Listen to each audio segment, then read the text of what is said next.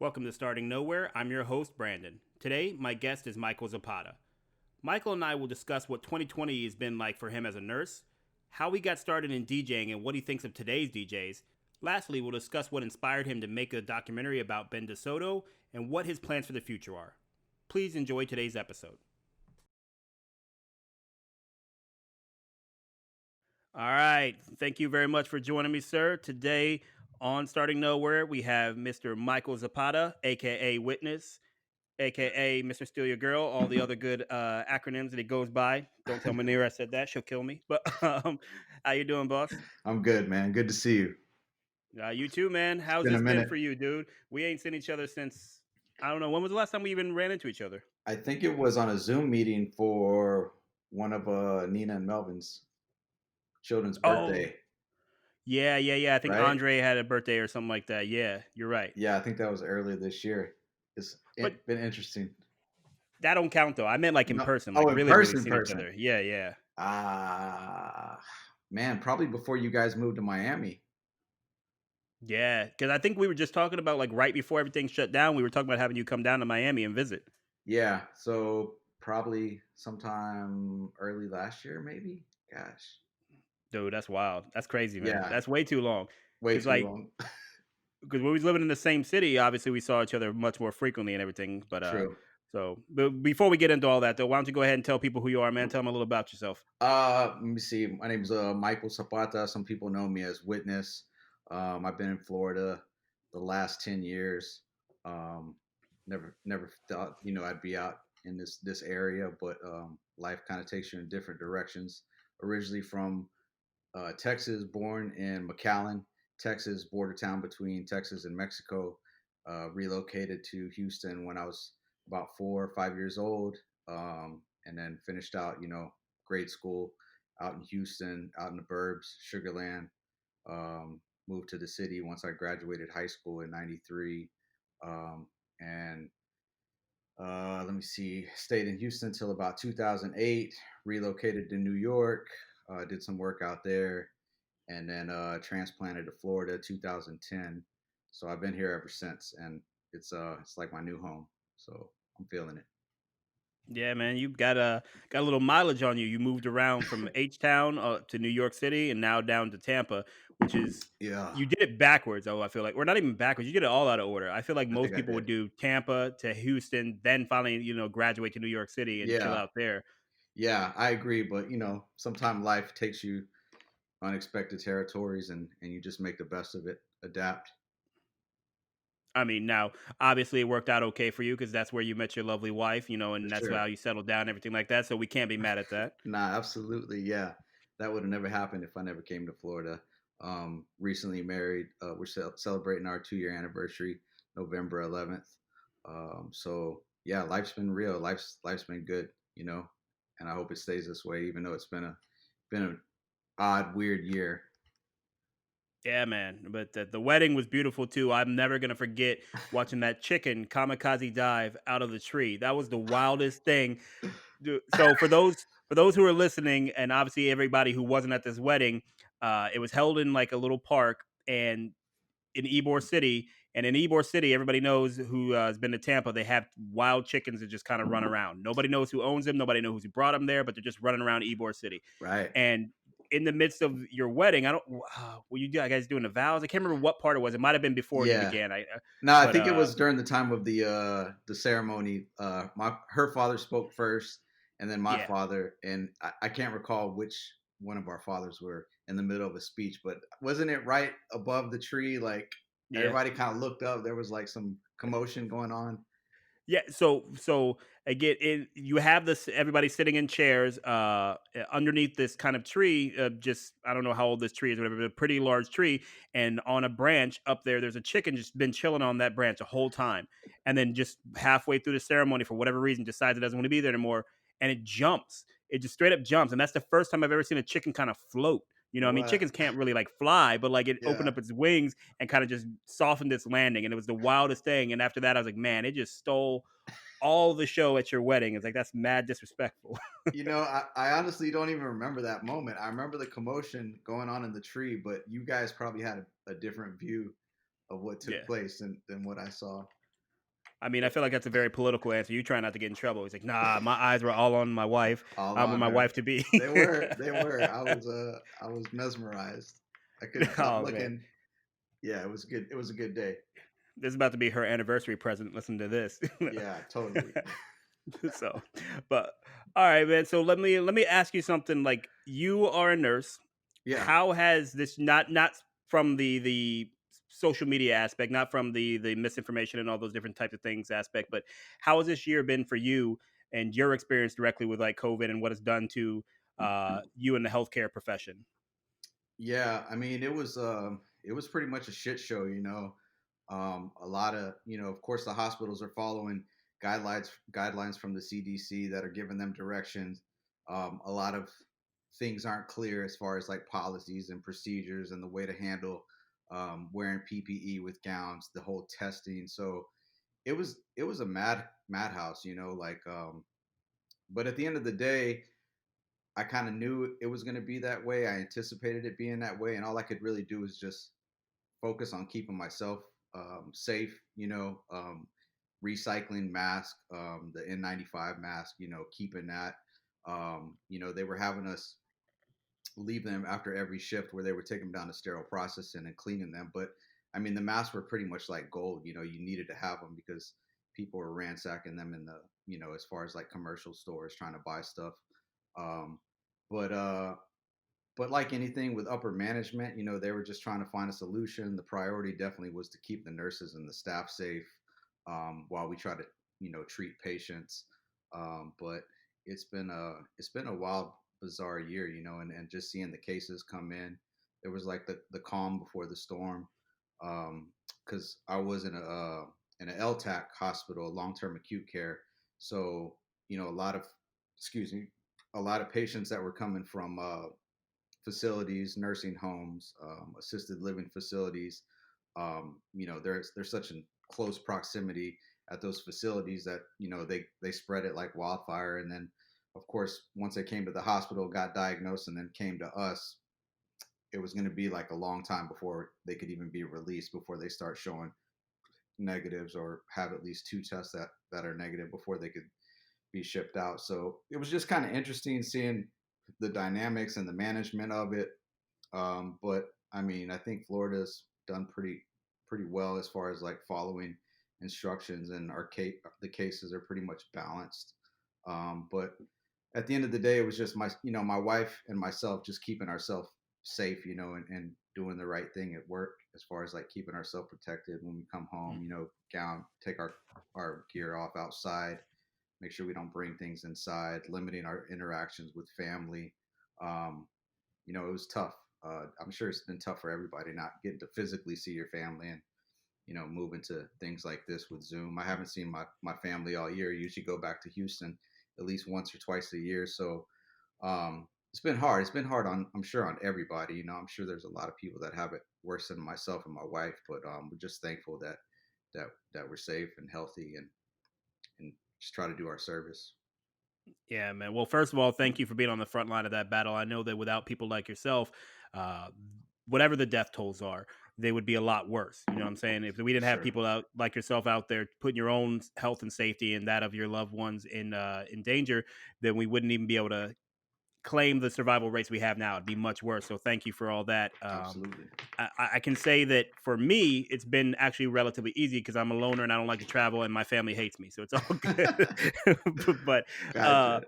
so let me ask you, man, because again, I wasn't there at the hospitals or anything like that. So I heard on the news about the shortage of N95 masks, and I heard about how a lot of commercial companies are going through it. So take me through some of the worst times that you were going through there, where you were trying to get a mask and you weren't sure if you were going to be able to get a new mask for your shift or something like that. Because again, I heard rumors that some of the healthcare workers were having to try to wear masks that are supposed to be single use like 5 times. And I heard you mention Yeah. recycle, and if I understand correctly, those are supposed to be single use items usually. True, true. Yeah, you know, it finally got to a point where during that calm, before we started getting hit with the COVID patients, um, I specifically remember one day one of the staff members going around collecting all of the surgical mask, and I'm like, uh oh, like here it comes, like they're about to start like putting these away so we don't have access to them, or maybe there was like certain staff members like taking a box at home so they could have one, for reserve. But I knew it was getting real once I saw that moment. I was like, okay, like they're going to start limiting because people were kind of on panic mode what they were hearing in the news. And then of course we're getting internal emails from the company that that PPE supplies are low. Like you said, they were certain masks are supposed to be for single use only, but then now they're making exceptions, like okay, like use it unless it's getting wet or it's damaged, then definitely Mhm. toss it and get something new if there is a new one available. But luckily, like we didn't really and on the floor that I was on, we didn't really get to that point where it was running that slim. I think most of the staff did a good job on trying to use them until they couldn't anymore. But I mean, we're fully gowned, like N95, Yeah. then a surgical mask, then the shield, either a shield or the Mhm. glasses that cover. I've been rocking a hairnet, or not a hairnet, but a hair cap, Yeah, yeah. just to kind of protect myself, and double glove. But yeah, luckily it didn't get to that point where like people were fighting over it at my floor. So I think the company that I'm with did a good job on making strategic moves to make sure that we were adequately supplied. It sounds like, and forgive me if I'm insinuating anything you didn't say there, but responding to the CDC guidelines during at the height of it was probably pretty difficult just because they were changing their guidelines, it seems, so frequently. And True. how do you feel that, not necessarily your company, but how was it responding to those frequent changes and going in that day and not knowing now what you had to do compared to what you had to do yesterday? Yeah, I mean, it was interesting. It was just a big gumbo, like just a big mess. One day, one week it's going this way. We're following protocol one way, and then things change. Or even like with medication, like they all the information coming from the CDC, they were making decisions based off that. Oh, this works. No, it doesn't work now. Now we're going to start prescribing this.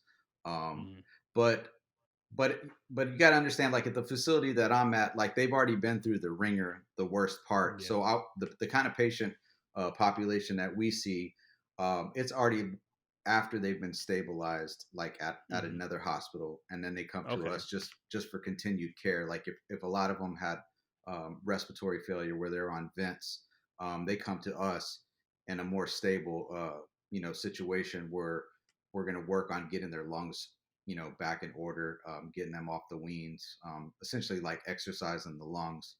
So that's kind of what separated us from like the front line, like Mhm. emergency Yeah. room where they're first exposed to everything, or even like the EMTs, paramedics that actually go to the house to pick up something. You have no idea like what you're walking into. So your best option is just to pretend like everybody's got something. Yeah. But that's kind of more like how the floor that I was on functioned. And then I mean I recently got a new position, so there's still a lot of floors that are specifically for COVID patients, but surprisingly, like the numbers have gone down. So I mean that kind of makes you feel good that the cases aren't just through the roof. Yeah. And again, without giving any personal details, I don't want to try to get you in trouble with HIPAA. I'll Yeah, get for you in trouble sure. with other stuff later. But what's the recovery process for the patients you've seen? What's it been like? Because I've heard horror stories about it being really hard. I've heard it not being that bad. Just like, how have you seen it compared to other things they may have had to try to recover from? So like a lot of the patients, like I was saying, that come to the facility that I was at, the long term acute care, um, they've already been through the ringer. But a lot of times, if they have comorbidities, they have other issues like Mhm. diabetes or cardiac issues. That kind of gives them, that puts them in a situation they're at a higher risk of not recovering as quick as Yeah. somebody that's more healthy. So a lot of people like bounce back. I saw a lot of people, recover, and of course, had the shortness of breath. But luckily, the other systems weren't affected. But then you got people that are just like completely out of it. They got multi-system organ failures. They're on dialysis. Their Mhm. lungs aren't bouncing back. They got you know fibrosis in their lungs. So it's almost, once you get to that point, like it's super hard to recover. So it's interesting just kind of seeing how the hospital was handling as far as visitors being able to come by and see their loved ones. And it was pretty much like the only way that you could come see your loved one in the hospital is if you come in and you decide, all right, we're going to pull the plug.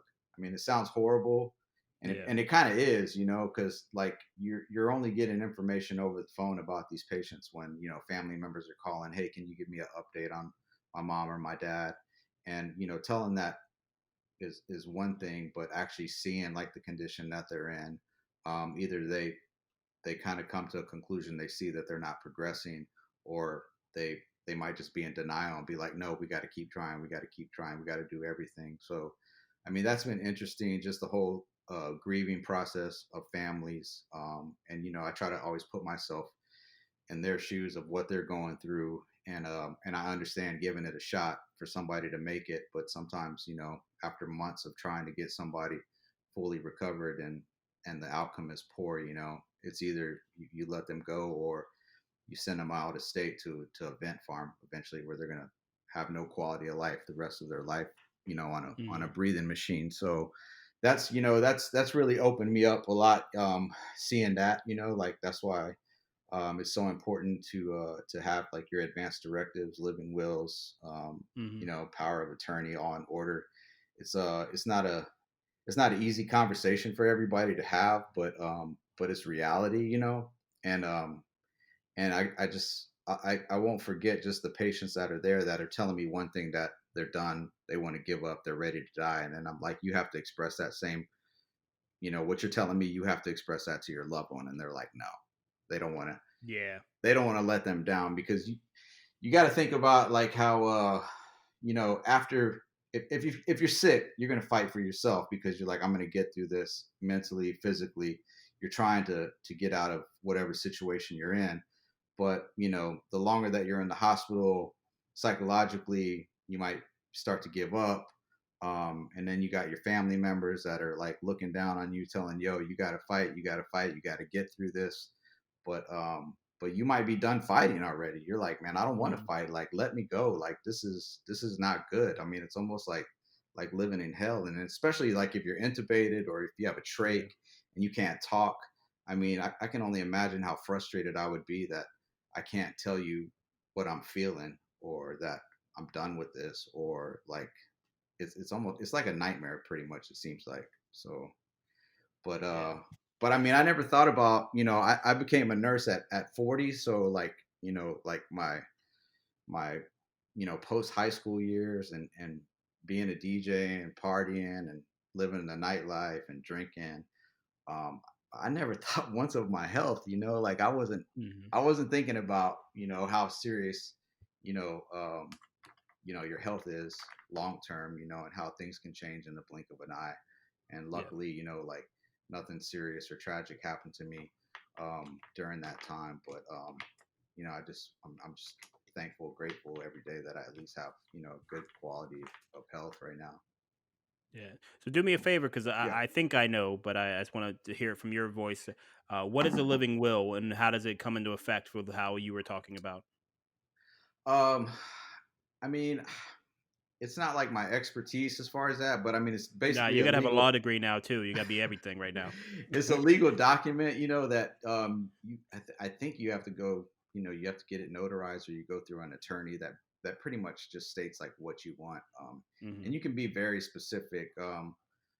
The living will and the advanced directives, they're somewhat parallel, but I mean, I just know that it's a document that pretty much just states like what you want. Like, I don't want to live if I'm brain dead. I don't want to be a vegetable. I don't want, if I have Mhm. to be on a breathing machine, I don't want that. Like let me go. Like so you can be very specific on like what you want, and obviously like, you want to give it a shot, but like for one example, you could be like, if three doctors say that I have poor prognosis, the cardiologist, Mhm. the pulmonologist, and nephrologist are all saying that you're shit. You ain't gonna come out of this.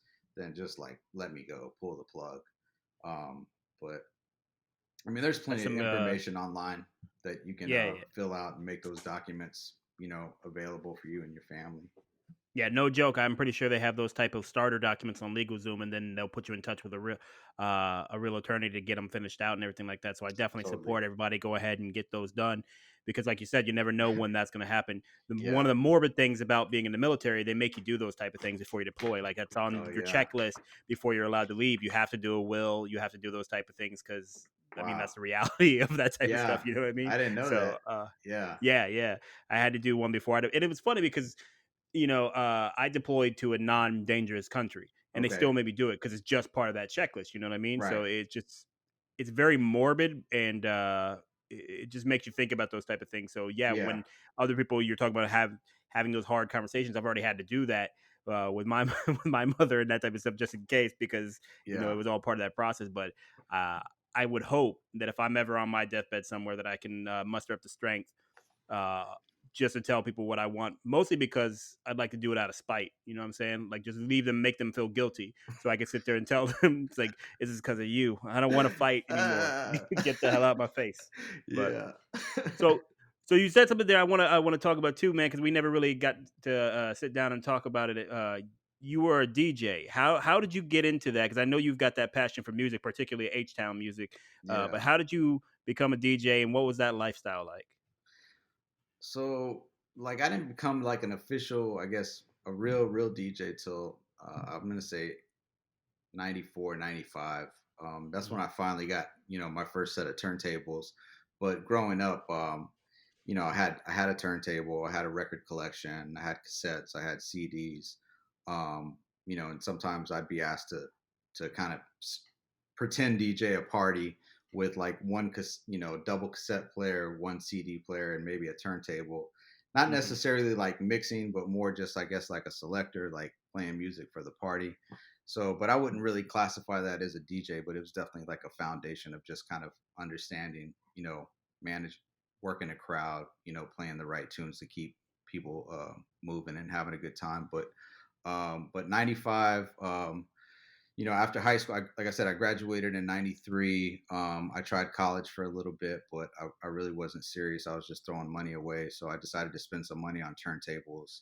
Um, I played with a I played with a band, kind of like pre Linkin Park kind of vibe, like a rock band where they wanted me to DJ and add scratches.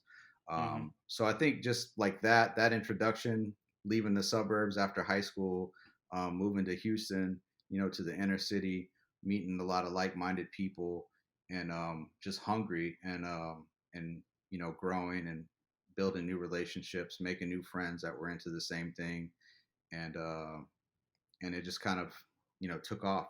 Opportunities opened up, took advantage, just at the right place at the right time, um, where I ended up learning the ins and outs of relationships with the clubs or the bars, negotiating payouts, promoting, hanging out with graphic designer. They were, early Photoshop, and getting flyers made, and working out deals with people that were going to come out to pass out flyers or go to the mall or record shops or whatever, pass them out. I'll let you get in, free to the night. So I think a combination of DJing and learning the backside of hosting an event, like I guess you'd call it like event planning, Hmm. um, just just absorbed it all, and it things just started growing more. Was meeting label mates, like reps that they would have, street reps that would come to Hmm. the party, and give records to the DJs to try to break new albums. Um, and then I ended up getting a job as a rep with Universal Records later on. Um, Started doing internet radio like 2000, early MP3. I think it was God, I can't remember the real player. I think we were using Oh that. yeah, And yeah. what's the other one? Winamp. Oh man, Um, Winamp was the stuff though. yeah, there was a downtown in Houston, Montrose. God, I'm drawing a blank on the name, but it was like one of the first internet radio stations. Actually, before that, it was a pirate radio station. Hmm. Some buddies of mine that were DJs as well, um, got a slot to do pirate radio, so they would invite me to come play there. Later on, I was getting invited to come DJ at the community radio station in Houston, KPFT, building relationships. Then eventually got my own radio show in 2014, playing underground hip hop and also DJing at the same time, hosting my own parties. Working for the label, making contacts, getting free records. So it just kind of built that database up with different brands, learning how to tie in sponsorships. Like Mhm. whatever kind of budget that they had to kind of toss at the party in exchange for like logo placement or giving out product. It was a good period. I mean, met a lot of great people, got to travel, play throughout Texas. It was fun, good times. So while working in that world, who was the person that you met that you found the most interesting, or to say it another way, either the most interesting or somebody who you thought was like so crazy famous that you couldn't believe as you was running into them while you were doing your thing? As far as like somebody local or like somebody like that was already like established. Hey, that's your call, man. You could tell me you met somebody before they became somebody, or you met somebody when they was somebody. Whatever works for you. Well, on the Houston level, so when I finished high school and was trying to do the college thing, there was a publication, a newspaper publication there in Houston called Urban Beat, Mm, and I reached out to the point of contact there, and I was like, "Hey, are you guys looking for writers?" And he was like, "Yeah." So the first assignment that he put me on was this graffiti showcase on the like the east side of Houston. So, and I didn't really know much about graffiti. I mean, I knew just a little that I may have saw like on MTV Raps or in videos or stuff like that. But mhm. but it was there that that I connected with a bunch of graffiti artists from Houston and DJs as well. One specifically is Gonzo 247, who is like the go-to man. He's pretty much the ambassador of Houston right now with graffiti and the art movement and bringing it to light where it's been more acceptable, like in art throughout the city. And then later on, he brought a lot of artists down to Houston. Shepard Ferry was a big one that comes to mind, like early in the game you know, before the internet, before it got to like what we know of different artists now. So I would definitely say Gonzo was a big inspiration, and he's still doing a lot of stuff there in Houston, and good relationship that I can reach out to and ask for a favor at any time. Um, but as far as like artists, big time artists, probably like Souls of Mischief. When we were promoting and doing our weekly on Thursday nights, the venue saw that we were bringing in a decent turnout. Every week that when they had a chance to kind of reroute touring shows through Houston, they could pretty much tie it in with our night. So definitely Souls of Mischief. I mean, that was a highlight of meeting all of them, and then sharing the bill with a lot of dope artists that I looked up to: De La Soul, Onyx, Yeah. DOS Effects, the whole like DJ scratch movement that started to erupt in the mid '90s. Got to meet Mixmaster Mike. That was a big highlight. Um, but yeah, I mean, at the end of the day, they were all kind of striving for the same thing. Just putting their music out there, and there was that common bond of the love of hip hop and the art of DJing. So it was interesting when you meet people that were still down to earth. Yeah. Man, that's dope though. Like especially De La Soul and Onyx back in those days when they were really Yeah, popping. That would have been dope to meet. I like I said, I still rock with Onyx pretty heavy from their earlier stuff, man. Just because I like that upbeat music, that aggressive stuff, and for sure. Fredo Starr and man, Sticky Fingers and all those dudes. They would. That's all they do.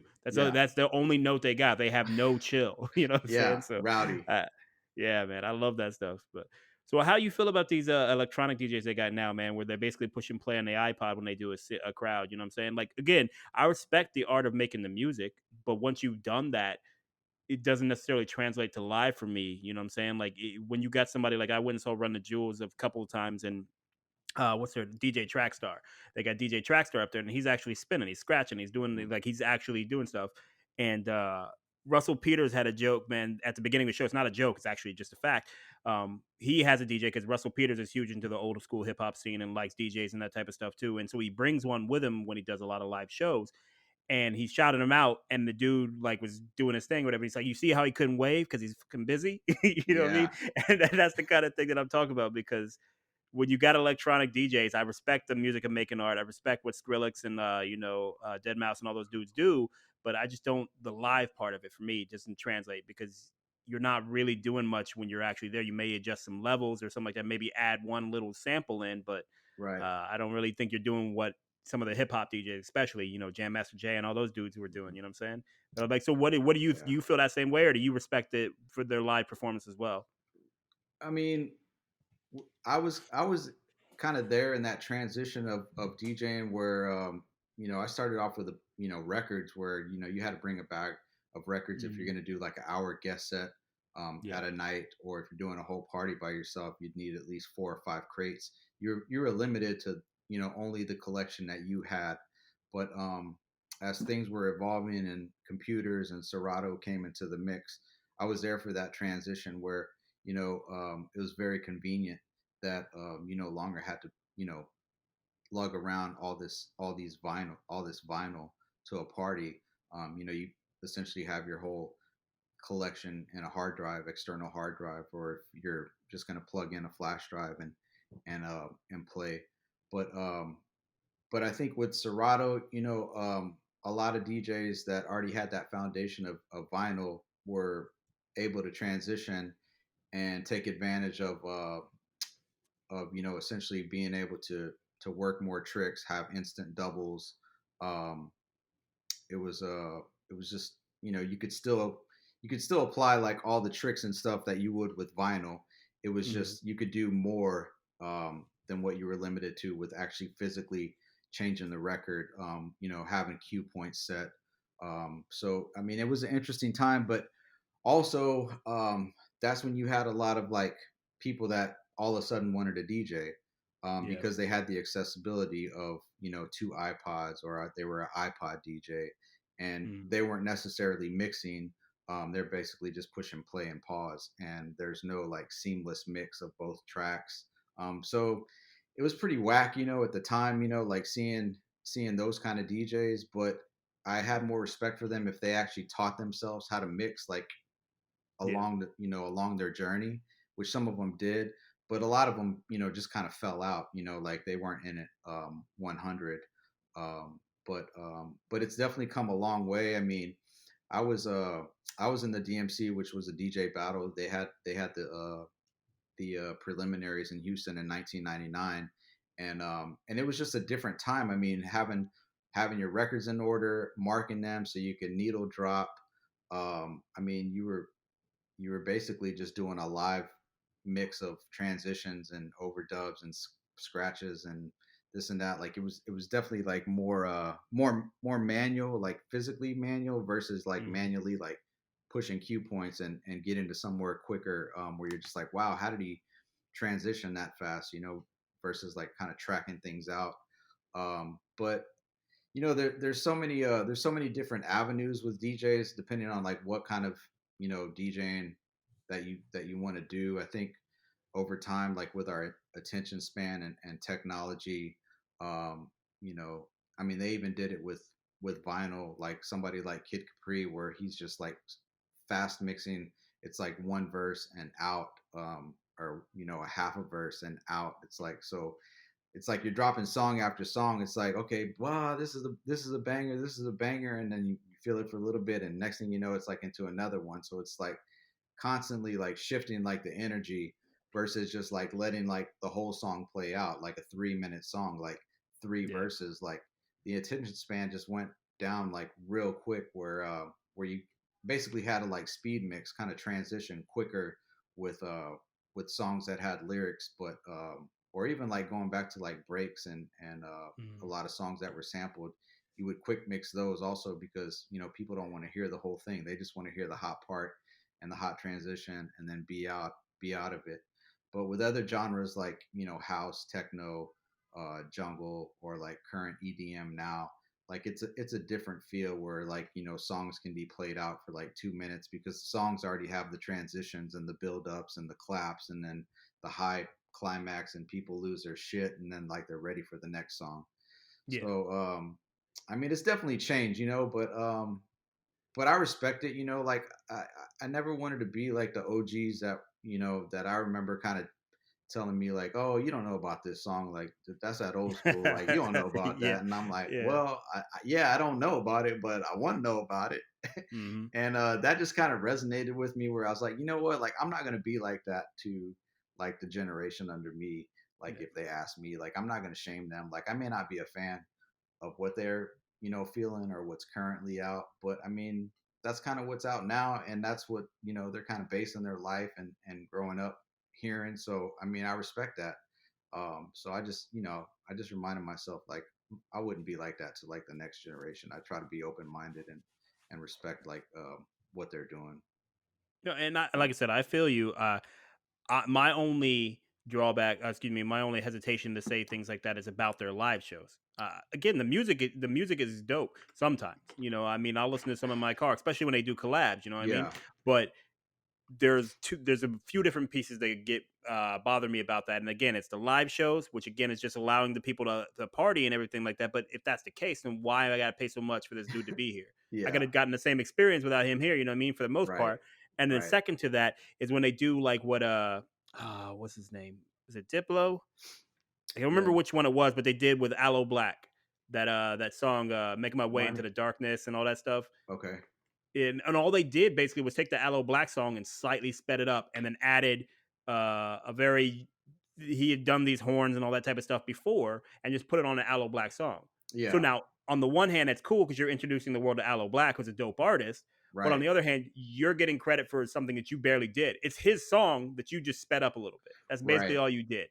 You know what I'm Right. saying? And so, like, those are the type of things that I get a little bit turned off by the music by. But to be fair, that's not so different from what Kanye did. That's not so different from what was it Just Blaze that was doing that too a little bit.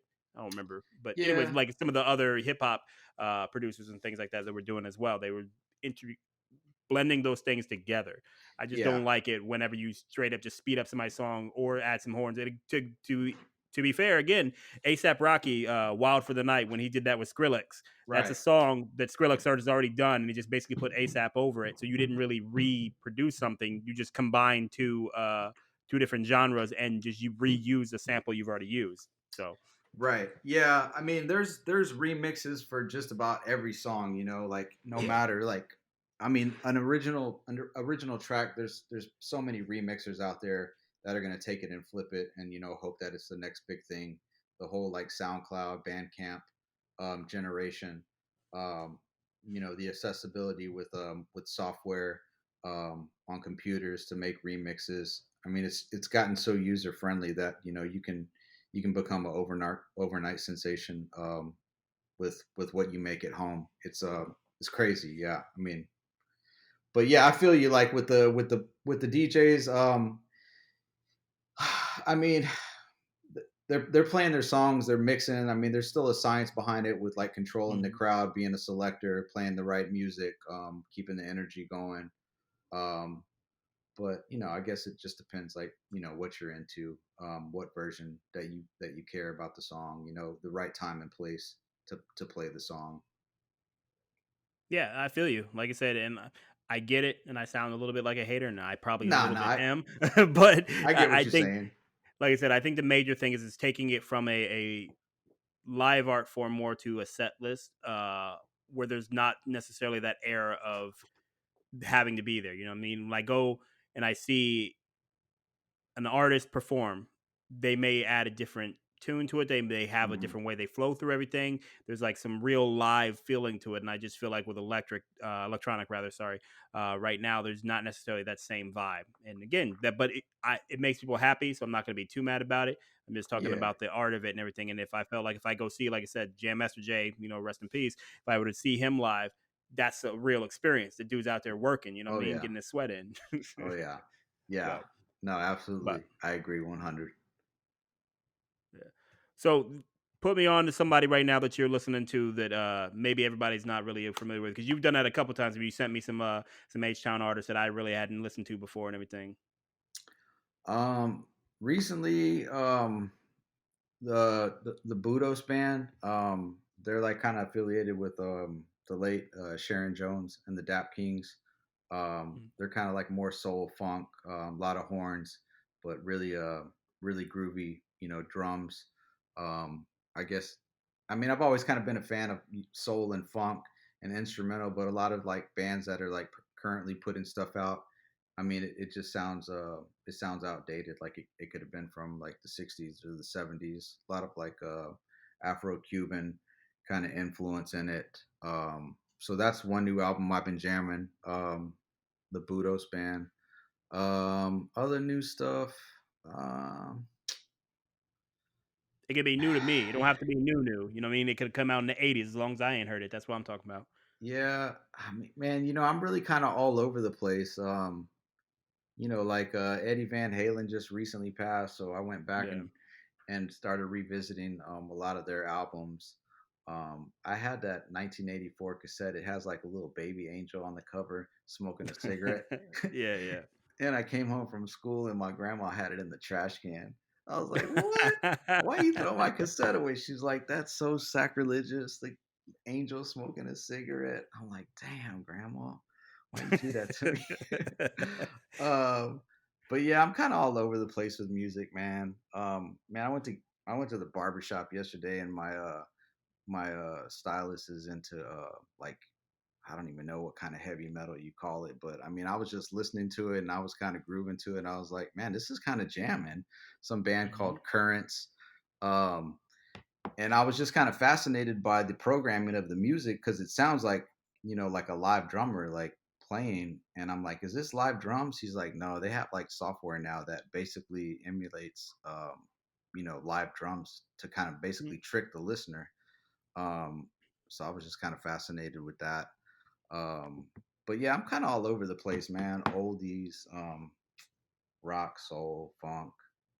Eh, I'm with you, man. For whatever reason, I don't know what happened, but recently I started getting into Nirvana again, which is Yeah, funny because I've never been a big Nirvana fan. I always felt yeah, like they were kind of overrated. You know what I mean? yeah, But to be fair, my favorite band of all time is Sublime. And that's another group that I think a lot of people feel like yeah. is overrated too, because they had such a short period of time where they were actually out doing their thing, and you don't know if they could sustain that. Sure, But yeah, sure. so I go from like Nirvana, and then I started messing with Pop Smoke. You know what I mean? Yeah, So like it's just I'm with you on being all over the place. It doesn't really matter. It's just whatever vibe you're into at that moment or what you want to listen to. for You sure. know who dropped an album recently that I only listened to like one or two songs. I need to get back into it because I had to drive somewhere the other day and I wanted to get some good car music. But Paul Wall dropped an album, man. Oh yeah. God, my buddy does all of his like graphics design, and I actually saw that on Spotify. I haven't given it a listen yet, but it's pretty. How is it? Did you listen to it from beginning to end? No, no, no. Yeah, like I said, I just had only listened to like one or two songs, but it was good. I mean, Okay. it's Paul Wall. It's Paul Wall music. If you like Paul Wall, you're gonna like it. But it's I don't know. The beats are a little bit more modern. They're not as slowed as they used to be on his old stuff or whatever. But it's still dope. It's still that Texas style music, which I like, man. You know. Yeah, I'll have to check that out. Yeah. Yeah, I always, take it back to Texas, listen to some of, that stuff. Paul puts out, God, maybe one or two albums out a year. I Mhm. feel like I'm going back listening. He had one with Static Selector that he did that was really Yeah. good. And I was like, oh, okay, like, like it's interesting seeing Paul kind of branch out than just being in that tunnel of, only like straight Houston. So he's definitely branches out. Yeah, man. I love all that stuff though. Like I remember one of the first times I heard screwed up music was in basic training right after Really? you like finish out everything, you finish they give you your stuff back.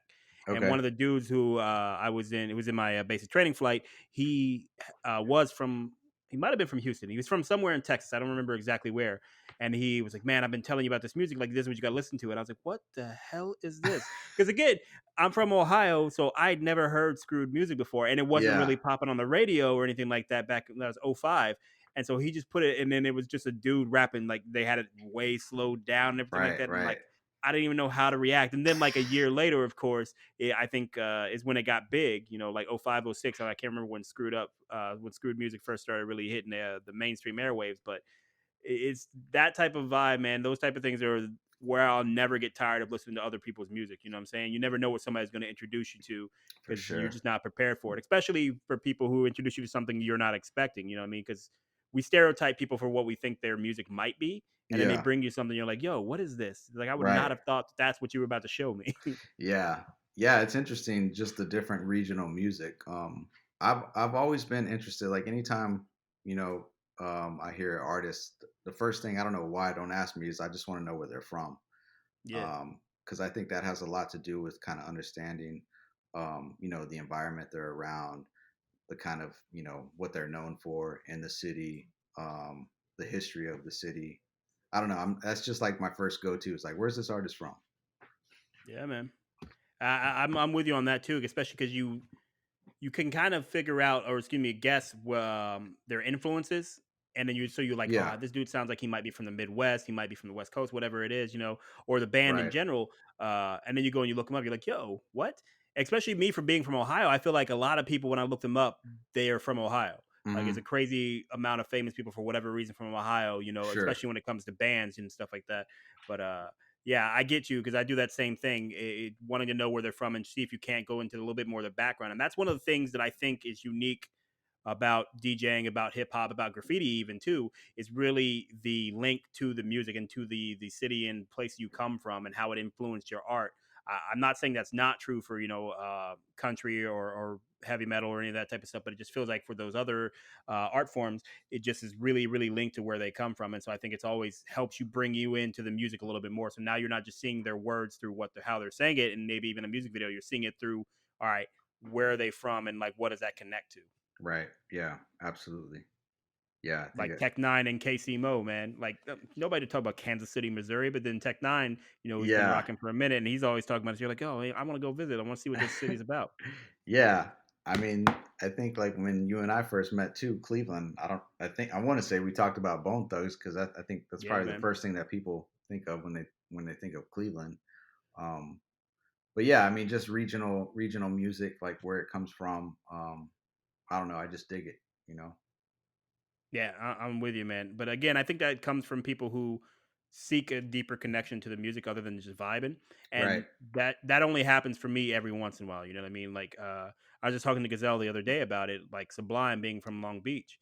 You know what I'm saying? And she was like, "Well, yeah, when Sublime was coming out, nobody in California was really rocking with them. Nobody really cared about them. You know what I Yeah. mean? They were all talking about Nirvana and stuff." And I'm like, "What? That's crazy to me because all they do is shout out LBC all the time. You know what Right. I mean?" Right.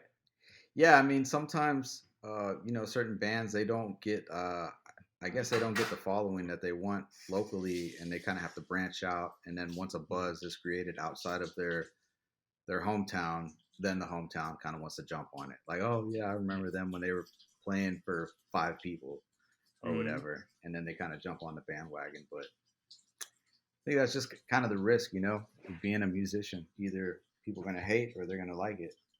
Well, I mean, just being a celebrity in general too, you know what I mean? Yeah. Like you got all these dudes, especially now in this day and age where you have people who are doing YouTube, podcasts, whatever it is, and people are like, "Oh, what is this dude doing that? He corny. He nobody wants to hear him." And then they break a little bit. I knew him back in high school. Right, right. Oh Yeah, man, totally. that's a trip. So, is your DJing and you being connected to the world? Is that how you got involved with the Ben DeSoto project? Um, so like I was saying, like when I first attempted college right out of high school, I was in they called it broadcast technology. It was basically a communications class, but Mhm. the school that I was at, they had a TV studio for the students to produce the weekly news for the city that it was in. It was one of the suburbs outside of Houston. So I got to learn, a lot of how things were managed in a studio setting with the camera, camera ops, the anchors, reading the news from the teleprompter, the teledirector. The teledirector was a position that was my favorite position because it was basically mixing. So a teledirector is, you have you say you have 4 cameras. and you have a screen showing where the four cameras are looking at. The director behind you is telling you, okay, camera one, zoom in to, you know, the anchor at this point, and then get ready to cut to camera two, and then you cut. So like they're giving direction to me as a teledirector. So it was basically mixing, but instead of mixing with music, it was mixing with visuals, you know, transitioning from the shot to a different shot. So I really enjoyed that. And then the editing at the time, we weren't really using computer editing software to edit digitally yet. We were still doing analog editing that just took forever, tape to tape, you know, making marks to punch in and punch out.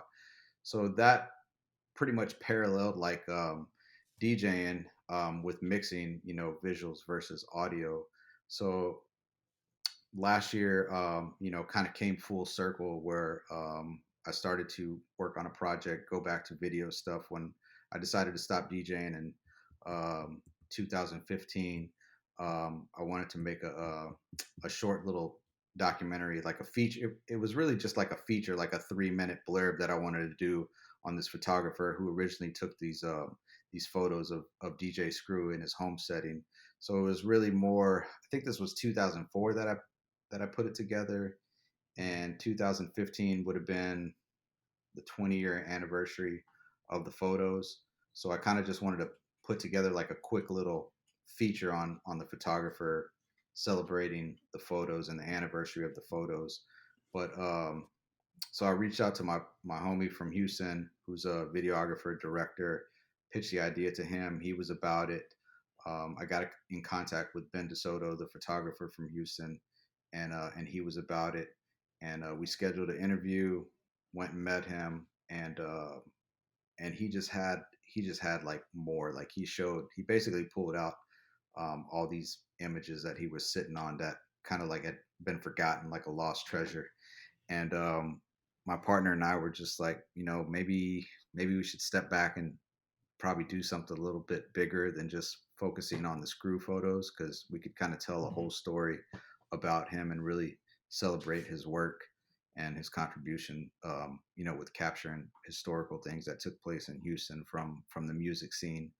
And then it just kind of blossomed. So what, you know, ideally was one idea kind of turned into something else. So we started recording over the course of God, I want to say like 4 years, um, and and just following him and pulling out his archives and piecing the story together. And then we ended up applying for a grant with the city of Houston, and got a nice chunk of money to help pretty much complete it. We already had it pretty much done, but we were able to use a lot of the budget to lock in licensing agreements with some of the audio that we wanted to use. But but I couldn't have done it with like the help of all my friends that, you know, come from creative backgrounds. I really wanted to keep it Houston based. Like everybody that was involved in the project was from Houston, so I utilized my resources. I utilized Gonzo, who I spoke about earlier, to be a part of the premiere and have an attached art gallery with the event. I reached out to different musicians from Houston to help.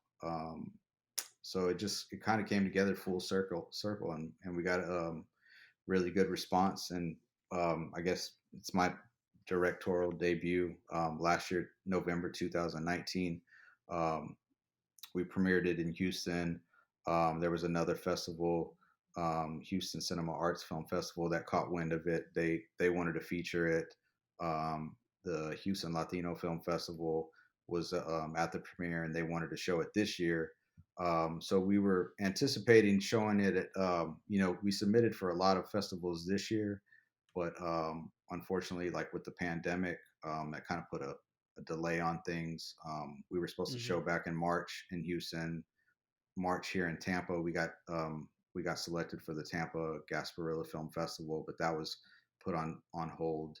Um, who else? We got selected for Philadelphia Film Festival. They showed it up there, but they did more of a an online um, film festival, you know, because there's still restrictions on, you know, having large events. And then recently, we just got selected for Minnesota Film Festival. So that's going to be coming up in November, and I believe they're taking the same approach also, where it'll be screened online, Mhm. you know, for a certain period. I guess the week of the festival. So we're, you know, still waiting on instructions from that. But it was kind of a bummer, you know, because we really Yeah. wanted to try to show it more this year. I don't know what's going to happen next year with you know, the festivals that we did get selected for this year. If they're planning on using the same winners for next year, but if not, I mean, it is what it is. It had its run, and then ideally we'll probably just donate it to the African American library in Houston as a you know, just as a piece of work, and then, you know, students can use it for educational purposes. We're not looking at licensing it out to to anybody, or you know, trying to make money off of it. We really wanted to just kind of preserve it as a piece of history for Houston. Yeah.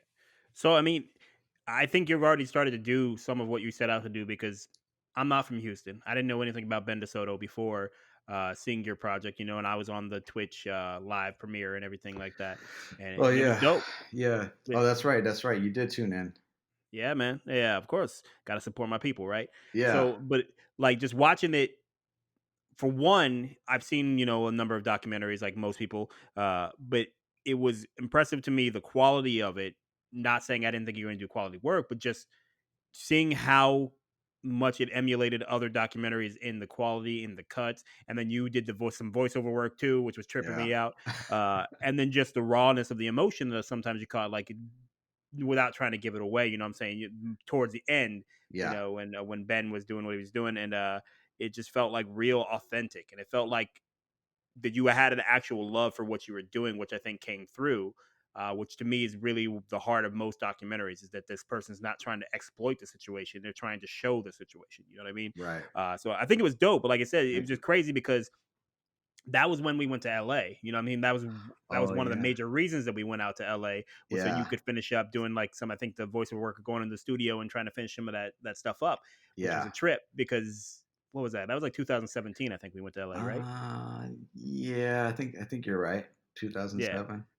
So the 2017. So because I mean we ain't known 2000. each other that long, but My bad. same. So 2017. yeah, you good.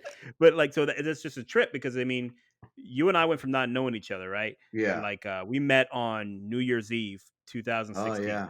Damn. because that was Gazelle and I's second date, which I finally got her to admit, by the way. She always tried to say that wasn't a date. I'm like, that was a date. You know what I'm saying? 2016 New Year's Yeah, Eve. That's man. right. Yeah. And then like 4 months, 5 months, what no, it's 5 months. 4 months. Anyways, doesn't matter. A few months later, anyways, we were going to LA so you could go out there and work in your documentary, and so we could kick it around, like, because you know Gazelle's from Yeah. LA and I've never been, so Right. we could hang out there and everything like that. So it's just like a trip to watch it come to fruition. You know, 2 years Yeah. later, in 2019, to see it actually come out and see you put it out there live on Twitch doing the premiere, and then you know getting picked up for these festivals and everything like that. It's that kind of like dedication and passion for something that I respect. And I think Thank it you. is dope just watching that come full circle because when Yeah. we out in LA, you know, where Monier can't get blueberries on a creme brulee because they sent the pastry chef home. uh, you know what I mean? But before we go on, I Tiramisu. would explain. Yeah, oh my god, that dude was a trip. I want to explain that story though. This is still the dumbest thing I've ever heard, man. They set this kid up for failure. We go to this Korean restaurant is supposed to have like super good desserts. And let me be clear, this is not a story based upon race. Our server was not Korean. Nobody who was Nah. working there was Korean. It was just a Korean restaurant. Um, and his wife now orders creme brulee, and she's like, "Hey, can you put some berries on the creme brulee?" And he's like, "All right." And he goes back, and then he comes back and he says, "Hey, we can't put the berries on the creme brulee because the pastry chef has gone home." We're like, "Yo, what are you talking about, bro? Just put the Uh, goddamn berries on top." What you mean right. you nobody's baking anything? Creme brulee is already made. Just put the berries on Yeah. top. Wow. So, and then he couldn't pronounce tiramisu either, man. Now I can't pronounce it. I'm here trying to talk shit. He couldn't pronounce tiramisu. So He yeah, kind of stuttered, right? well, Tiramisu. because it was either me or Gazelle that ordered it, and he came back to the table to tell us they didn't have it. But he Yeah. obviously hadn't looked at the word before or thought about the word before he came to the table because he's like, they don't have the like, bro, what did you do it, man? Come on, bro. Yeah. I think it was like his first day or something like that. I'm not sure, but I'm like, this is wild. It You was can't either put that or berries he on food. was super stoned because his eyes looked like bloodshot. Like he Yo, looked stoned out. whether it's his first day or not, he was lit for sure, Yeah, for sure. yeah. But anyways, sorry, I forgot the point of the story now. But yeah, LA, we were out in LA kicking it, and I Yeah, did a yeah. little work um to try to record some voiceovers, but it ended up not working, like we were kind of super rushed. We really needed to kind of dedicate time to kind of figure out that. And it was still like a whole learning process of getting the narration correct, having it fit, correctly with the editing that my partner was doing. But my partner Andrew, I mean, he deserves like so much credit for the film, piecing it together with the editing, with the filming, the transitions. I was just kind of like on the sideline giving my input, like, what if we do it like this? This is a little too short. This needs to breathe more. Mhm. Kind of just giving my insight. But I think at the end of the day, we had good chemistry and asked the right people for feedback. Wifey Monir had a lot of good input to help assist with things. Did some help with the writing as well. So yeah, man. I mean, I think it's a beautiful piece, and I think we got really good response from it, and hopefully, people that slept on it or didn't get a chance to see it will kind of just see it, and they'll just be here for the long shot. So you trying to do more of that? You want to do some other like not specifically documentary, but let's say like filmmaking? Because I know, like you've talked about before, you respect the creative process, and you always kind of seem to have your hand in at least one creative endeavor or Yeah, another. Is that something you see yourself doing more of?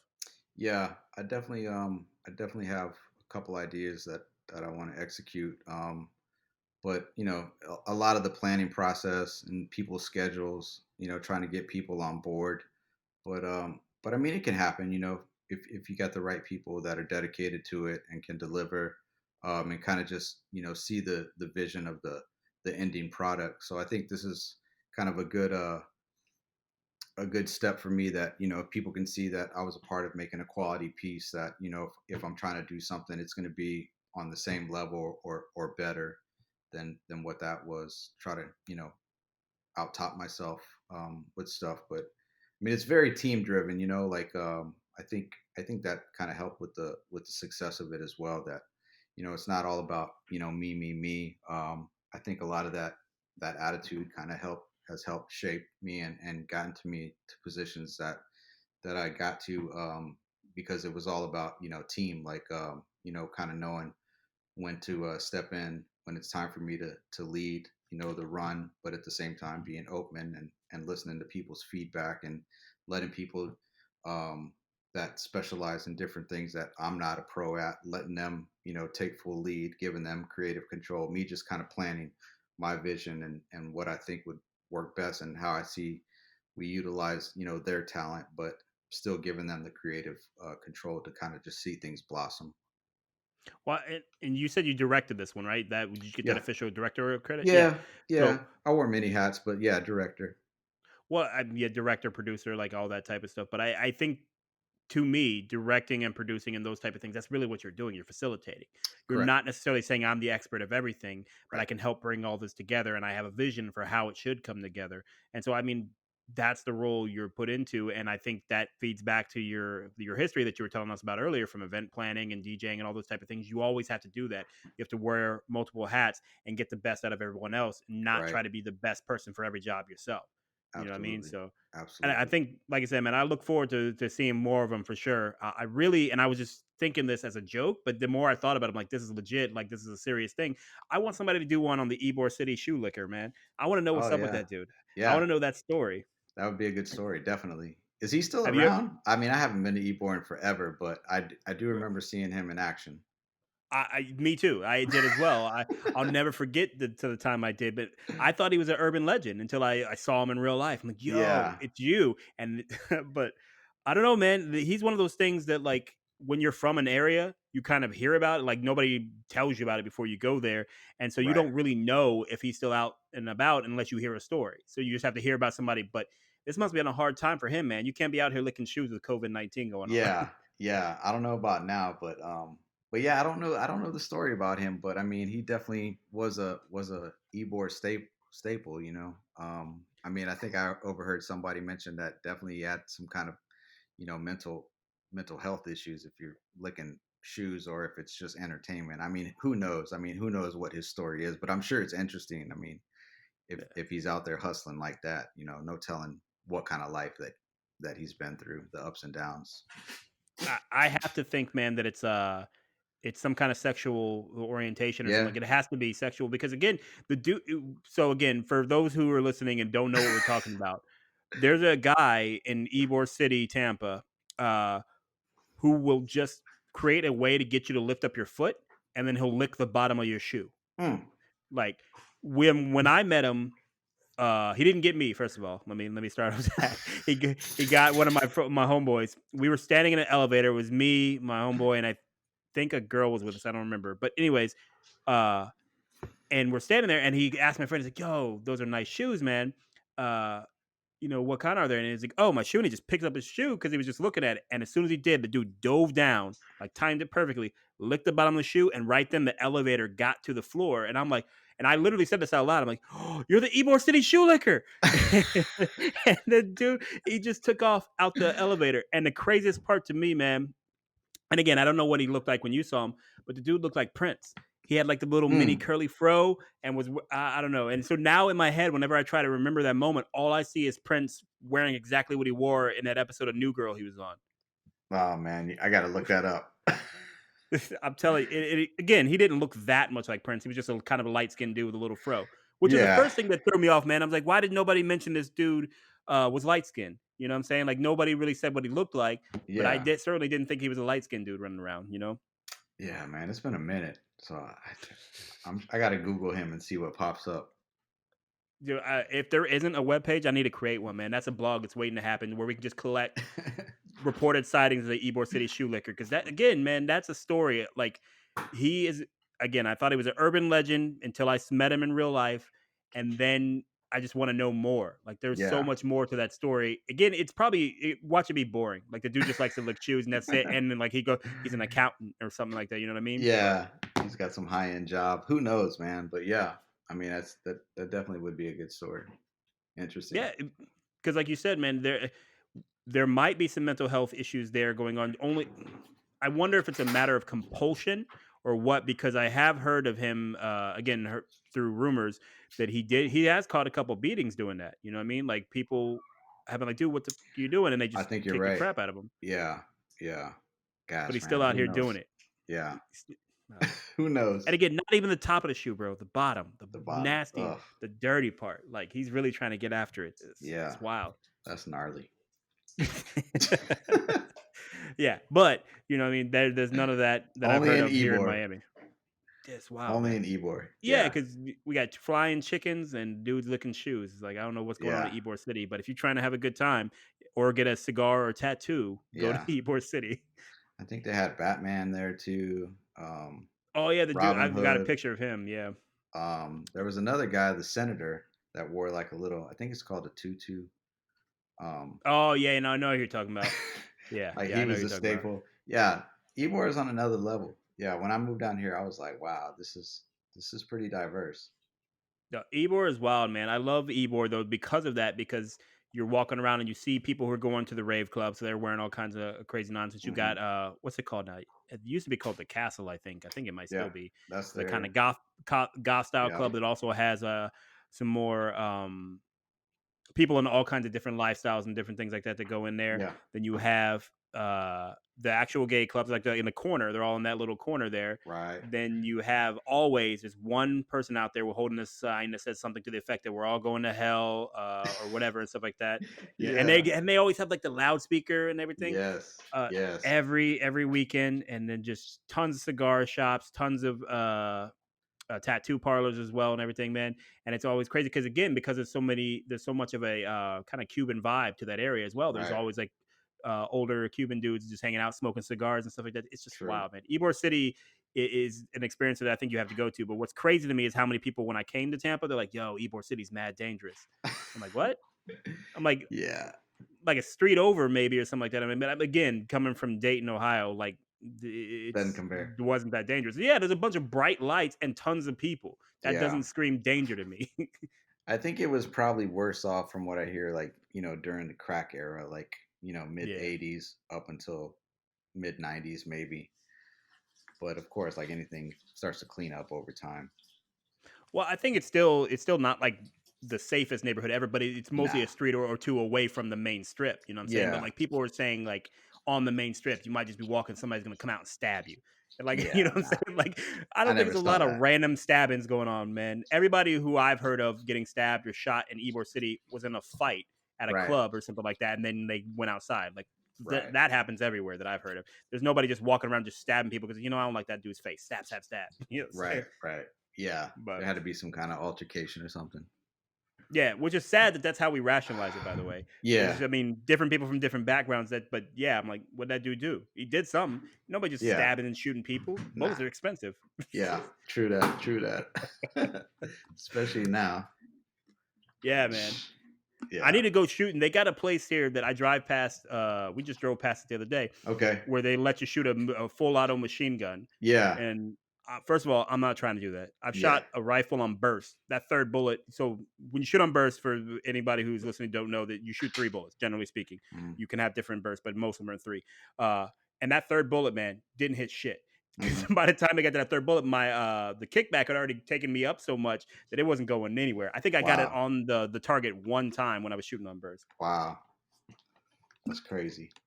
Yeah. Yeah. So, but all right, man, I'm gonna let you get up out of here. I know you got to go, but just want to say thank you for coming on here and chopping it up with me. Yeah, Definitely, I'm man. gonna link to the Ben DeSoto project, man, because like I said, more people need to see that. I hope you get into more of those festivals, and I hope this pandemic doesn't throw all that project off too much, man. Because like I said, Yeah. that was dope. That was definitely a dope project to watch. And I'm not even like into photography like that or anything, but it was just a cool story. Appreciate it. Yeah. Well, yeah, man. Tell the lady we said hello. We miss you guys. Can't wait to see you guys again in the flesh. You guys come up here. If we come down there, we can see each other in real time. Absolutely, man. We got to get some on the books when people out here ain't passing around them cooties. Yeah. And congrats to LeBron. Cleveland. Yeah, man. Yeah, yeah, Yeah. yeah. Another just a kid from Akron, right? Yeah, man. Nah, they deserved it, man. I mean, he's done a lot. He's done a lot of good this year. Just like outside of the NBA and really standing up for things. So I got to tip my hat off to him and AD for doing it for Kobe. But I was pulling for Yeah. the Heat. I like the underdog. Um, but yeah, it was good. It was a good match. Well, if you're a Heat fan, I'm not saying you directly are, but anybody who's a Heat fan should feel really good about that. For one, because they weren't supposed to be there, and Yeah, number absolutely. two, because that basically makes them look really good for somebody like Giannis, who's about to be a free agent. That's If I'm true. Giannis and I'm looking at Chris Middleton, I'm like, yo, Jimmy Butler a hell of a lot better than Chris Middleton. And no Wow. disrespect to Chris Middleton, Chris Middleton's a hooper, Yeah, but if I'm Giannis, man, I'm looking, yo, he'd fit perfectly in you're Miami. right. And then you got Pat Riley, you got the right system around you, and Yeah, come on, you can't tell me that Miami ain't better than Milwaukee. Ain't nobody trying to go in Milwaukee December. You know yeah, what I'm saying? Like, man. so I think that's the good part for what happened there is that hopefully they'll be able to get another big dude or at least somebody at Jimmy Butler's level to help him out Yeah. because they're only going to get better because Tyler Hero is 19 or Oh something my like that. God, Hero was a beast, man. Gosh. Man, him Yeah, and Duncan Robinson, them boys can shoot. And then you got Bam Adebayo. And then I just think that's a really, really good team and a really good yeah, situation. So everybody in Miami should be mad happy because when Jimmy Butler went there, absolutely. like, oh, he's not trying to win anymore. He don't want to play. And they take out Milwaukee, they take out Boston, they take out all those Yeah, major teams. So yeah, it was I'm with great. it. It was a great season. Yeah, hats off to the Heat, man, because I was rooting for y'all. Man, I'm not gonna lie, I wasn't. I'm biased. I'm a LeBron fan. I wanted LeBron to get his another ring, and I'm hoping that it can go on, man. But that dude, that's wild, man. That dude's about to be 36. He's about Yeah, to be 36 in December, and he's still out there hooping like that. yeah. Well, Like I mean, how old was Vince Carter when he retired? Was he 40? 41? Yeah. 41, I think, something like that. But Vince Carter, you have to remember, like, first of all, never got to LeBron's level. Very No, good player, but no. never got to LeBron's level. And then by the time he was like 35, 36, he's basically a mentor on the team and then coming in, hitting a couple threes, maybe do one like rim grazer dunk, you know what I'm saying, Yeah, before he blows his knees out or anything like that. So it's just crazy to me that LeBron's performing at that level. The only other dude that you really have kind of a similar was Kareem Abdul-Jabbar, who was still mhm, putting up 20 something when he was like 35, 36 or something like that. yeah, yeah. It'll That's be I hope. interesting to see what happens. But yeah, Braun, Yeah. big up. Hey, And what you think about your boys though? About what's up with H Town? Man, they were disappointment, let us down. It happens, but I don't know, man. I think they did fire the coach, if I'm correct, or he did decided not to. Mutual, I think. I think it was mutual decision to move on. Okay, so yeah, I mean, I don't know what's going to happen. There was a rumor a while back about Harden thinking about going to Philly, but I was like, oh man, I don't know. I don't know if he would break up the duo yet with him and Westbrook. I don't know. I don't know what they have planned for, but we'll see. I don't know. You got any idea on who they're gonna pick up as coach though? Man, I haven't even been keeping up. Yeah, honestly. So I'll just have to keep an eye out. But yeah, no clue as of now.